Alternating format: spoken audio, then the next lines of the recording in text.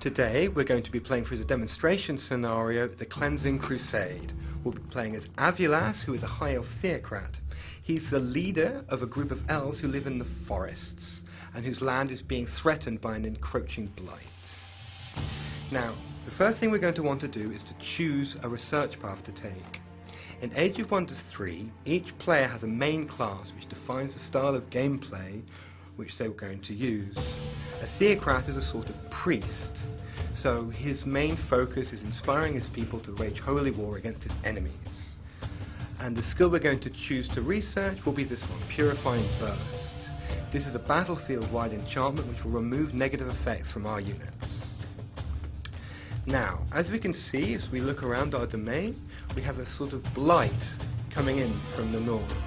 This is a bad thing since it's going to reduce the amount of income we get in our cities, so we're going to want to do something about that by casting a spell. Now, Avulas, not only is he a theocrat, he's also taken the creation specialization, which gives him access to this spell, Cleanse the Lands. This will allow us to remove the blight and replace it with a temperate landscape, which his people prefer. However, that spell is not going to be ready until next turn. So, next we'll want to have a look around our domain so to get a vague idea of where we stand. So we're going to take our leader from the capital city and move him onto this reflective board to the southwest.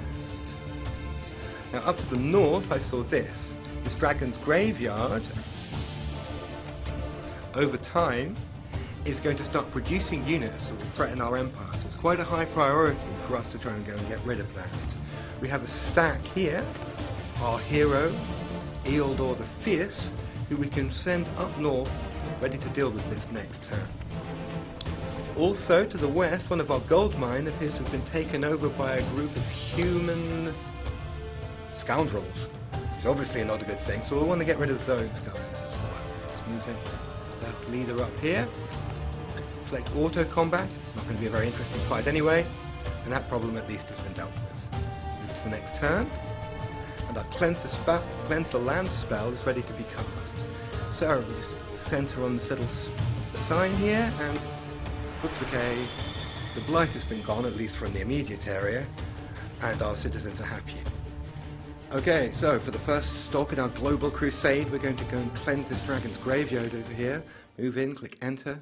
On the left, we see our force of good against the evil armies of darkness on the right. Looks like we're going to be fighting a dragon. So click on manual combat. Don't really want the AI to be taking over here. Here we see the dragon's graveyard with the big scary bone dragons coming over here to probably do something really horrible to us. Yep, and there he goes. Breath. And now the other guys are coming in to follow up behind, the evil minions. Now, as theocrats, we obviously have a lot of powers to use against the undead and evil things, and the first thing we're going to try is cast the spell Bane of the Unnatural. This spell will give all of our devout units, which is most of the theocrat units, a damage bonus against the undead, i.e. this big scary dragon here. Now, the first thing we want to do is try and flank him. So we move around behind him, try and backstab him. This means the dragon will lose one of its retaliations in order to turn around, and will also take extra damage. Our hero can also move in and flank him again. Once again, he loses one retaliation, and on the second strike he gets a retaliation. Also, maybe try and do a bit more damage with these crusaders here, see if we can finish him off. Nope, looks like he's made of sterner stuff, so that's not going to work. Now, we do have other things that we need to deal with, so we're going to use a little trick that the theocrat has, which is the convertibility of the evangelist.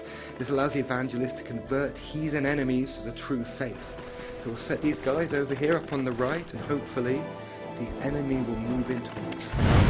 There goes the dragon again with his gas breath attack, and here comes an assassin right into the jaws of our little priesthood that we've got set up here.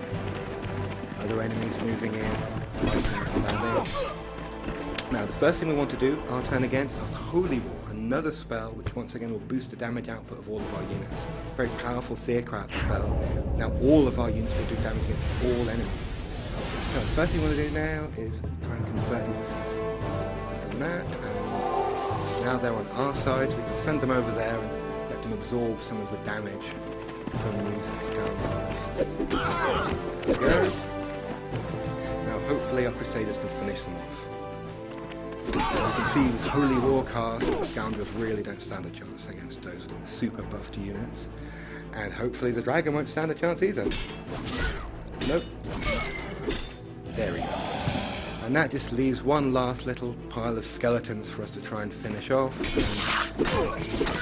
And down they go as well, and victory for the forces of justice.